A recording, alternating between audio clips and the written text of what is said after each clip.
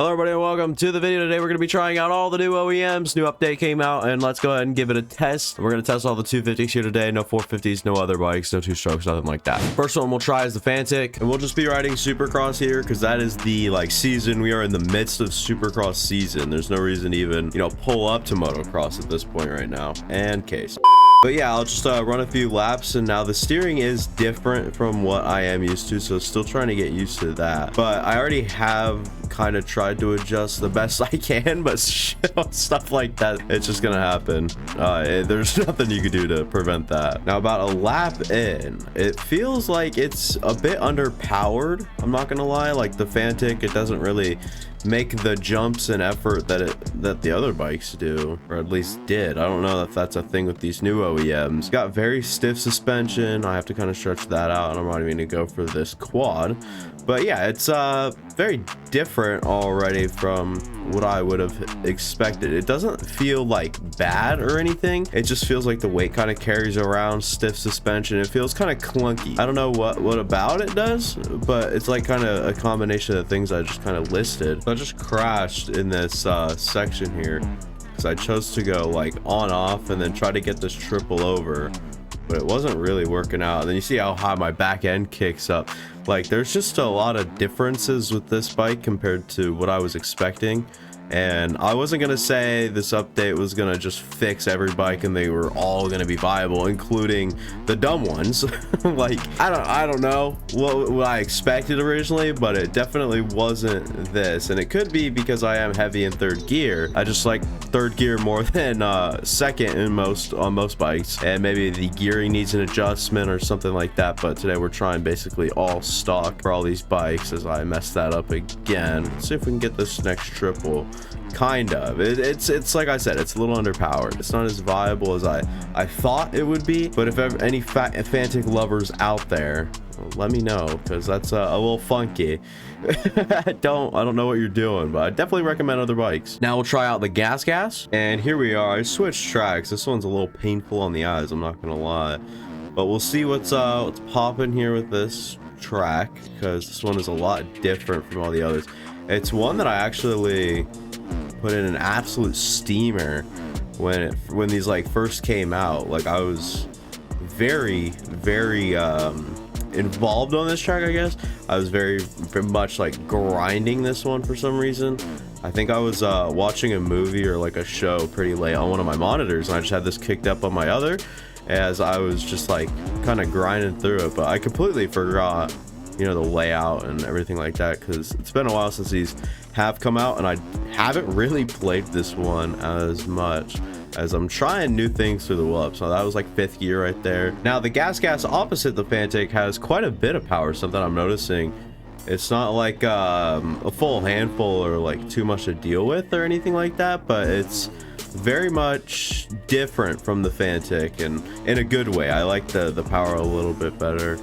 As we're still trying new stuff through the whoops, as these are not difficult whoops, they're just different from like aerial whoops and everything like that, where they're a lot less calculated. You can kind of goof around a little bit more, as I couldn't make my mind up whether or not I wanted to on off or step over. Stepping up to the plate here, and tried that did not work out at all. I was surprised I can even get this thing back down to the ground before then. Go quad over this, and then I kind of like roll in this, and then it's better the closer you can get to that inside, but just for now we're gonna not be able to do that. We'll try to go double, triple, and then you should be able, I was gonna say you should be able to triple out, and then kind of landed awkwardly, and there we go. All right, we'll give this a little bit of a retry here as we can make it through, get on and off that dragon's back, go third gear, then land back wheel fourth. That worked out a lot better, that approach. I like scrubbed into the whoops. Definitely one to watch out for, and it might become a meta bike. I don't care what anyone says, all these bikes are viable, especially if you ride them for long enough. It's not like you're trying to get on the meta bike and just be the same as everyone else, use the meta setups. Try your own thing, try to get comfortable on something that you like, and you'll probably actually end up being better than if you were to just grab one of the same old. We'll see if we can finally get the section all right, as nope, over jumped. Red bike to red bike will be on the Honda. So here we are on the red track, and it's been a while since I've ridden this one, but I do know about this line right here. We'll see if we can. Okay, no. I was way off. Fourth gear, get the nice corner, and yeah, over jumped it a little bit actually, but you get the point. Up over the finish line, come back here. I know I'm supposed to be talking about the bike, so I apologize, but the bike's fine. I don't see a problem with it. It's very secure, I'd say. Like, it's not really one that points out to me as like one that gets really different. I don't know what I'm doing at this point. I'm kind of just messing around, but it doesn't stand out to me in any certain like criteria. There's not something I think it does like significantly better than the two bikes we've already tried. It just feels like a solid bike. It feels like the Honda always has, I should say. It's not like a lot different than what we've had in the past with the Honda. So I don't know, do with that info as you will, as we're getting a little corked here.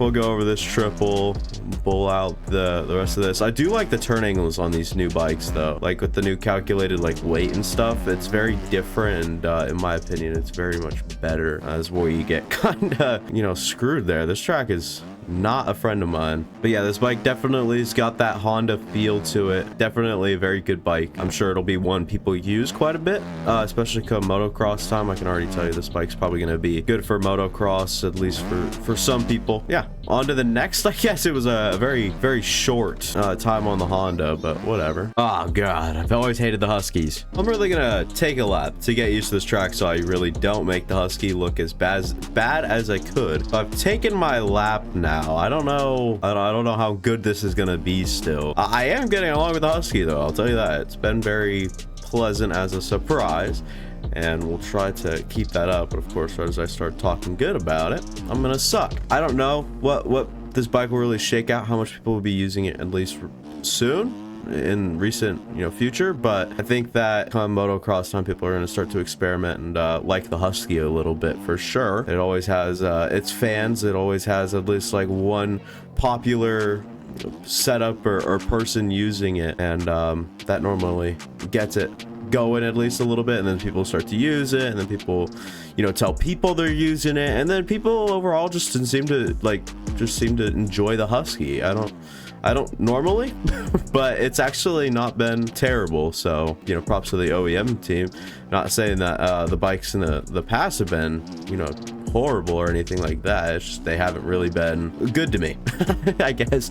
But yeah, I like it a lot. It's kind of nice. I still probably wouldn't choose it to ride at any point in time. I'd much rather ride, you know, other stuff when we have the availability to. I'm gonna take one last lap around it while I'm still kind of vibing, and other than that, like, I'll let you guys know if there's any final thought that pops up in my mind, but I don't think that there is. Back to my favorite, the Kawasaki Baby. The Kawasaki's been like my favorite, like consensus favorite and most used bike through the last year, the years I've been playing.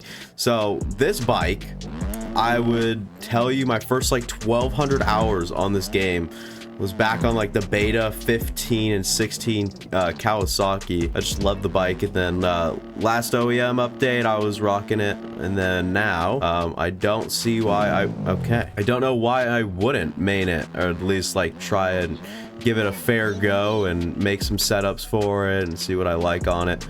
It's very much a agile bike. All right, that's as much as I'll say, because it's very, like, I don't know how else to put it really, but it's very like you could just toss it around really, and it's just nice and fun always. I guess it's a lot different from a lot of the other bikes where things are kind of set in stone. You need to do like a certain thing to make a certain way of play style. Like, it's just, there's different ways to play the game, and I think that this bike kind of suits my style, if you will. I know it kind of sounds cringe, but I don't know, I just like the way that this bike works in the game. I'll be using it to, I guess, just ride around. I mean, there's very much like a loose factor to it, as you guys can kind of see. I'm already gelling with it kind of nicely. I don't see why I wouldn't, you know, try to put more time on the bike, as it's just clearly my favorite, the one that's the best. And once I dial in the gearing, everything like that, I'm sure it'll only be better. So this bike always just comes out and it's always very good to me. So quick little tidbit here on the Kawasaki. And once again, I'll let you guys know if anything else pops into my head we're saying while I run this last like lap or two. Yep, I'm officially in love. This thing also munches whoops. It's got the nice long-term speed, and I haven't missed this quad yet, and it doesn't look like I will. This has just been a very nice surprise. I have touched this the bike. I've touched like most of these bikes, or I guess I've ridden. Touch probably wasn't the right way to put it, but yeah, I've tried them all, but I wasn't gelling this much with the Cowie until now. But it's very much what I'm used to, and it's definitely probably my favorite so far. Onto the orange KTM here, and this might be one of my favorite JV Supercross tracks maybe ever. So I'm giving the KTM a good old deal here, getting onto my favorite, or one of my favorites. I don't know, it's very different from all the tracks. I know I say like it's very different. I say that a lot, but it's true. We've seen a lot of different stuff in the community, and it's been nice. And this track is very unordinary. It doesn't really, stuff like this doesn't really pop up often, and when it does, it's very fun and very fun to ride and just get around it, learn it, everything like that. And to pair it up with a good bike like this KTM is, I don't know if it's gonna be my favorite.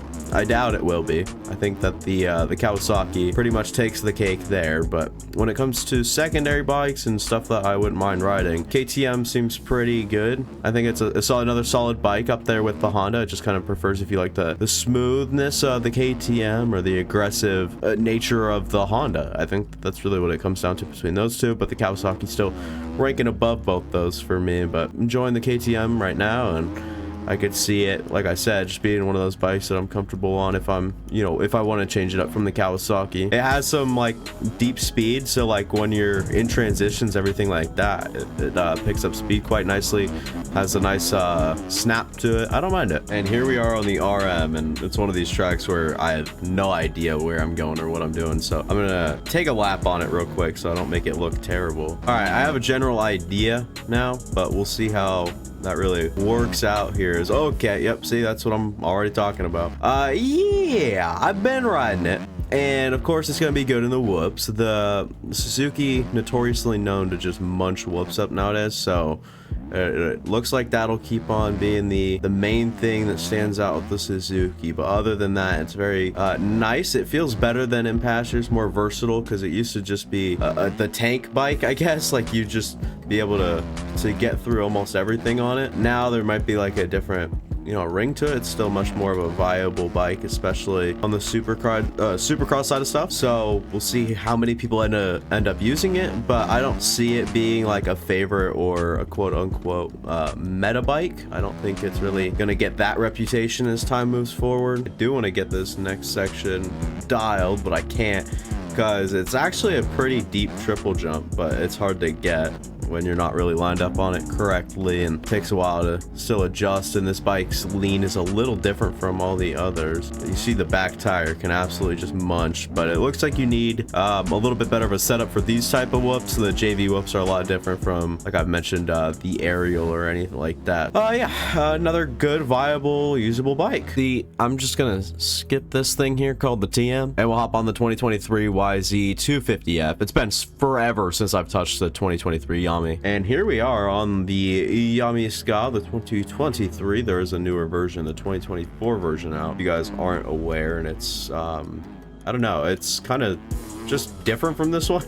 I don't know in what ways. I guess we're about to really find out, but I don't know. This one's always been very good, very powerful, as we're gonna get that quad there, as we're barely gonna stay in track circulation here. We'll try to triple out camp. Nice little case there, and I like this like little overs like right here. I don't know why. It's definitely slower. It's just very much different and fun. And these whoops, oh, this thing kind of sluggish through the whoops. It's not really getting it going. All right, hang on. I'm kind of on not a burn piece, but it's definitely a faster lap, obviously, than we did last time, because there is no lap put up from last time. But even if you were to count in from last time, so 45.0, I don't know how good that is. I don't really look at lap times on most of these tracks, but it definitely felt like a good lap. But this is definitely a little bit faster, just doing that, and especially if you want to time the corner correctly.